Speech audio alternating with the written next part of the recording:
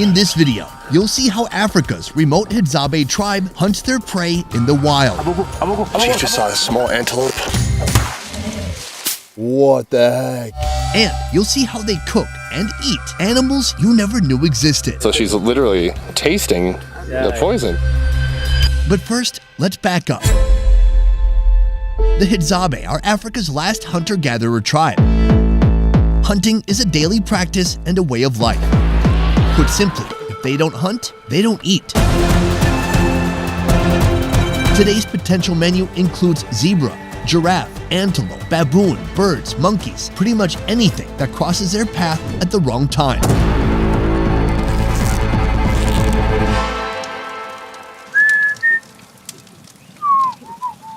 Their day starts as every other, with a cigarette and the preparation of their weapons.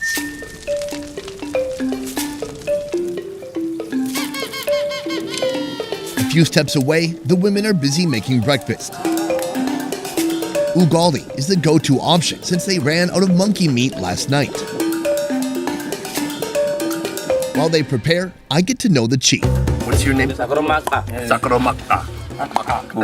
I'll work on it. Last night at 4:15 a.m. I woke up and I heard some sound like ooh, ooh. What was that? He said the sound is hyena. When the dog bark at night, they get out to chase the hyena, because sometimes hyena can eat the dog. Really? Yeah. The dogs and the hadzabe have a mutually symbiotic relationship. The dogs help the men hunt, and in return, they're fed. Today, are you going to bring the dogs for hunting? To put their dogs in their best frame of mind for the upcoming hunt, they're not given breakfast. After this meal, all 5 hunters will head to the savannah in search of today's protein, led by the chief, Sakado. Then Ch'aba, the storyteller and skilled tracker. Then there's Mufufu, the muscle. This is Anda. I call him the sharpshooter. You'll find out why soon. Last is young Dunya, the eager mentee.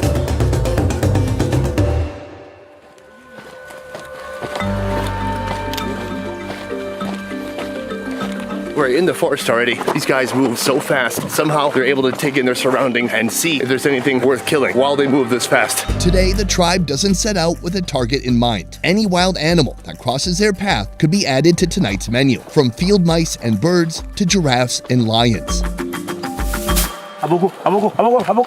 This is crow.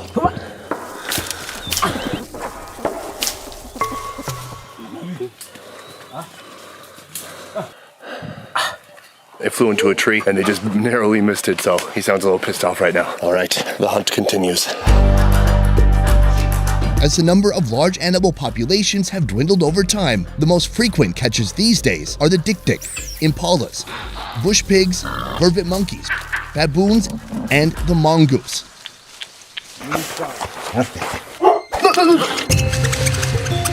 He's looking for a mongoose. The mongoose sleek bodies, ranging in length from 7 inches to 2 feet, are perfect for slipping into cracks and crevices, away from the hunter's sight or reach. In situations like this, the dog's talent is put to use. Right now they're in the rocks behind me, doing their best to dig around and see if they can get mongoose. They scent the prey and alert the hunters. They corner and pin down animals, waiting for the hunters to show up and finish the job. It just ran down there. There's one guy down there.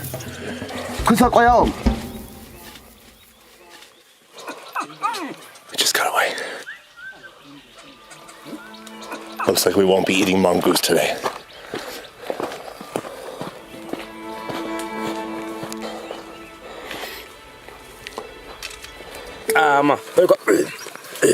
It doesn't take long for Sakura to discover another lead. This is bush pig. Wow, it's so tiny. I don't know how he notices this stuff. You can just see where the 2 pig toes would be. That's it. The further they follow the nearly unseeable pig tracks, the deeper we descend into this matrix of foliage. The intensity is now bumped up a bit because we are going through thick forests with lots of shit like this. In every capacity possible, these guys are built for this. Well, not so much. And this one, it looks like cute little leaves, and then you touch it, and instantly, you can't get the fuck out of it. If you get what I'm saying here. We've been at this for an hour and a half. I don't know how these guys do it. It's not just the cardio, it's the uncertainty. It's the fact that they're walking into a thick jungle. He's wearing half an animal skin back here, and he's still kicking more ass than me. In my fatigued state, I barely even spotted these. Whoa. This is a colony of matabele ants. They actually do not eat these. When I asked why, they said, well, because they bite. But I've been to Myanmar, I've been to Cambodia. They eat ants, and they also eat ants that bite. They're so sour. Maybe they just don't have a method for it, or maybe it's just not to their taste. I've never seen anything like this though. They're huge, they're swarming just outside the holes of their nest. It looks like they're eggs. I'm not sure why the eggs would be outside their hole. Maybe they're doing some spring cleaning, take the eggs out, dust it off inside, bring the eggs back in. Probably not that, but I don't know. Mainly I just wanted to rest while they keep hunting. While I was distracted by the ants, Anda laid eyes on a new target. Yes, bro. First prize of the day, a blue-naped mouse bird, put down by the sharpshooter. To celebrate, how about a quick smoke?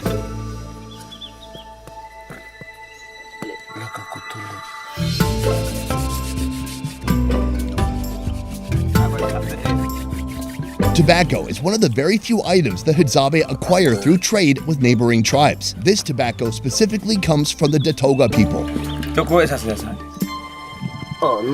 Tobacco and papers accompany the hadzabe in almost every activity. When they warm up in the morning, when they cook, when they make weapons, pretty much any time of day or night. Chief, how you doing? How you feel? For us, we are strong and we can keep on going for the bush pig. Is this a normal hunt? Do you feel disappointed, or is this kind of usual? Like you try a lot, you miss a lot, and then finally you get one? This is normal, can take a long time, but we don't give up. We still continue until the evening. Going through these thickets, I've got a shirt on. It's not a good shirt, but it's a bit tough. There's a lot of stuff that scratches you. Does it not bother you? Are you not getting scratched by the plants? So for them it's okay, but he's asking you, do you have a lot of Scratch? Yeah, no, I'm good. I will not project weakness. If you guys go back with no meat, will the women mock you? Because I know my wife would mock me. He said no, if we not succeed, it's okay. But you know what? We're gonna succeed. Perhaps I could contribute to today's catch by asking the tribe to slightly alter their diet. These are dung beetles, and I've eaten them before in Thailand. But here, the Hadza, they do not eat dung beetles. Their insect game seems to be pretty weak. They eat the honey, but I'm not even sure if they would eat the bees themselves. This is a male getting a big ball of poop. He's gonna wheel it back to his lady, and then she's gonna lay eggs in there. This is a very romantic moment. And it could be dinner. I'm gonna talk to these guys about this. This is a good idea. You know, it's a lot easier than meat. It turns out stopping for the beetle was a mistake. Once again, the signs they read lead them into another maze of sticky leaves and thorns. I finally concede. I am exhausted. We have gone 5.7 miles. We kind of lost most of the party. Well, we still got this guy. Hey. 4 people are still hunting, and they went into the really thick stuff that I don't know if I could get my big, tall, lumbering German ass through, period. Our only choice now is to kind of double back to camp. I have no idea how far that is, by the way. I'm hoping it's not 5.7 miles. Hopefully we've been going in circles. I don't know. With Dunya, the mentee, in the lead, I head back to camp defeated. We've walked over 7 miles now. I hope now you guys can see there's no way this could be scripted, outlined, or planned. I would have loved to catch something within an hour. Something big, something crazy, a freaking antelope. But no, it did not happen. So we just got back to camp. The guy who brought us back is next to a rock over there. In fact, he is out like a rock. Hunting, it is a lot harder than I thought. From 8 a.m. to about 2 p.m., we walked 8.5 freaking miles. I do think it's a little bit tough with us there. I think there's no way that we weren't either slowing them down or creating extra noise. But now I can see on any given day, nothing is guaranteed. You just gotta be lucky. You have to have the right skill. You have to have the right timing and the right teamwork. That's why I said yesterday when they offered me monkey multiple times that they are very kind and very giving, because that is not easy to come by. So they're gonna come back soon. Let's see what they've got. Oh my God, they've just returned. Boom, boom. You look like you've been through hell. Look at you. Guys, let's see the final result. What the heck? This is known as a klipspringer, a type of dwarf antelope living on rocky terrain in Africa. But that's not all they got. And this guy, he has a monkey. And there's another monkey here. This is insane. What have you guys been doing? I can't believe it. One klipspringer 2 vervet monkeys, a mongoose, a blue-naped mouse bird, and a bunch of baobab fruit. This is a high-end, multi-course feast for the hadzabe. First, the chalky baobab pulp is stirred into a drink to refresh the weary hunters. The baobab fruit is a hidden treasure of Africa's wild. Its pulp contains 10 times the antioxidants of oranges, and with 6 times the vitamin C. While the women get to work in their open kitchen, the men take time to rest and enjoy their triumph. So we got a mongoose. What do you call this? Zo is the sound of this animal, so they call zo. Oh, I love whenever they talk about the animals here, they also mention the sound that they make too. So they're gonna cook this up soon. Small animals like this mongoose are handled by the women. Quimbili, the unrelated elder of this hadzabe group, leads most of the cooking activities. She chars the mongoose until its hair burns off. That is just an appetizer. Can you grab the monkey? Ooh, okay. Oh my gosh, it's still warm. The mongoose is dog catch. This monkey, the guy showed it. Fufu and Chaba, the 2 hunters who put down these monkeys, have the honor of keeping their tails as trophies. They'll be used to decorate their bows. The meat is shared with everyone. The first monkey is cooked by the men. They roast the organs as soon as they leave the body. The remaining meat is portioned, skewered, and barbecued.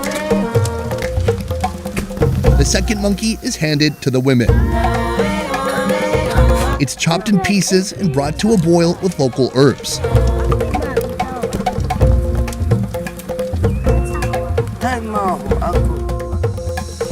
All the intestines are given to the dogs to reward them for a successful hunt. The hunt that I missed altogether. How'd you get the klipspringer? You got it? Yeah, buddy. The klipspringer is not an easy catch. This nocturnal mammal can be found on rocky terrain going up as high as 15,000 feet on Mount Kilimanjaro. Its yellowish-gray coat is an effective camouflage against a rocky backdrop, but still not enough to escape a skilled hunter. He said he showed it was the arrow poison. Holy cow, that's enough food for a couple of days. I wouldn't be surprised if they just are eating this today and tomorrow. Big animals like the klipspringer are skinned and cleaned by the men. They carefully remove the poisonous arrow that pierced the animal's stomach. The offals are grilled straight away, while the stomach and the carcass are sent to the women. Here, the little mongoose is ready, so they chew on it as a snack while preparing a more substantial meal.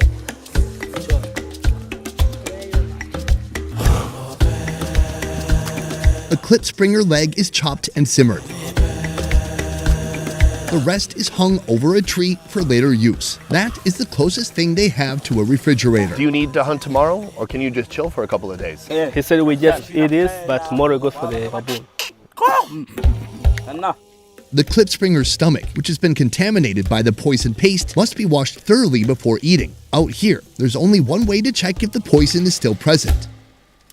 She tastes it, and if it's bitter, she spits it out, knowing that it'll require more washing.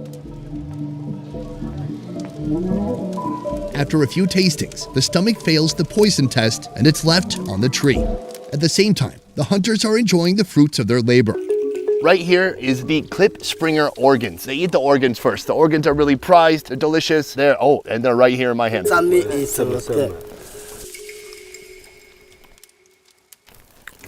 Actually pretty good. It tastes like liver, like a medium preparation. It's got some blood and hair on it. Why do you guys eat the organs first? They say this one is easy to cook. It's hard to ascertain the unwritten rules of dining etiquette here. It seems anyone can cook what they know best and eat as soon as it's done. Whoa. Nevertheless, some dishes are saved for a group dinner. It's similar to a goat. I've had goat heart many times, so not too crazy. Not compared to what I started off with yesterday. Let's try it out. It's good. Barbecue, properly done, cooked all the way through. I like it. How do you say yummy? Uniako. Uniako. Last on the menu, the bird. Right now, it's in the hand of Chaaba's wife, Makali Tako. She feathers the bird and throws it in the fire.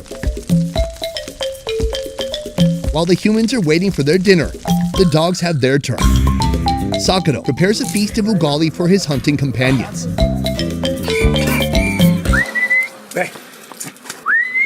Shoma.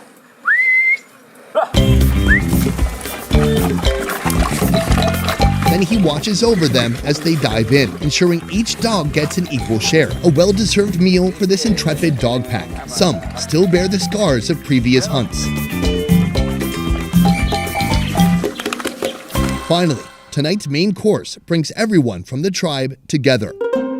So we've got ugali, we've got a soup from the Clip Springer, and then here we have vegetables and the monkey. What part do you suggest that I try?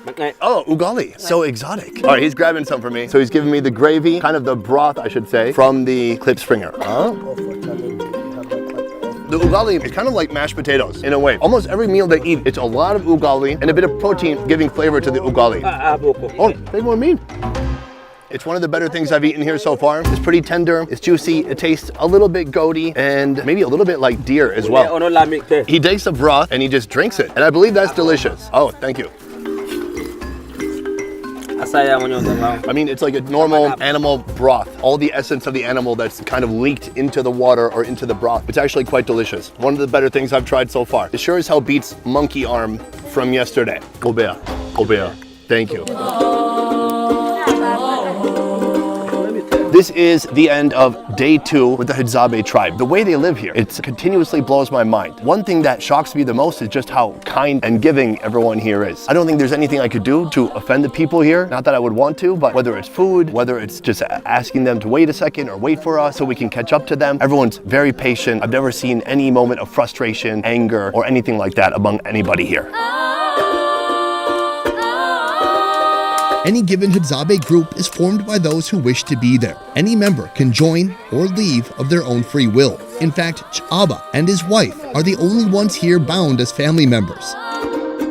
Whether you're a young hunter, an older woman, or some yokel from Minnesota, out here, sharing equals survival. Next time on my last day with the Hadzabe. Oh, wow. We create a toxic poison. All right, he had me do it a little bit.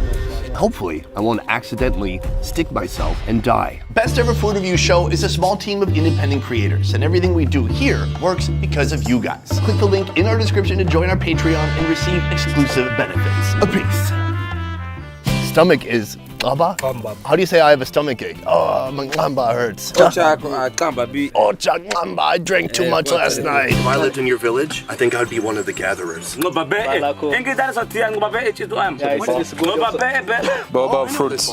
He said no problem, so you can join and you can I love leave. these guys. There's just like no social faux pas. I make a joke about like, if I lived here, I'd just be gathering food. I wouldn't be hunting anything. And they're like, yeah, we gathered some food today too. Unbelievable. They have the organs of the Clip Springer. right here. Let's what is the name again? Jack Skipper? Clip Springer. There is the leg from the Snoop Bopper. Clip Springer. And then how'd you get the speckled bing bong? If you're watching this video, if you made it to the end, I hope you're able to watch this with an open mind. I know the images, the ideas, a lot of it is kind of mind-blowing. Even me, someone who's been doing this as a living, eating unique, sometimes bizarre foods for a living for the last 5 to 6 years, I've seen things here that really made me take pause and think about, gosh, what does normal mean? Is that right? Is that wrong? Is that something I want to do? Why wouldn't I want to do it? So hopefully for those of you watching this video, this could be a moment to reflect instead of to impose any judgment. But that's it for this one, guys. This is day 2. Tomorrow is day 3. Thank you so much for watching. I will see you next time. Peace. All right. I think there's a beer here somewhere.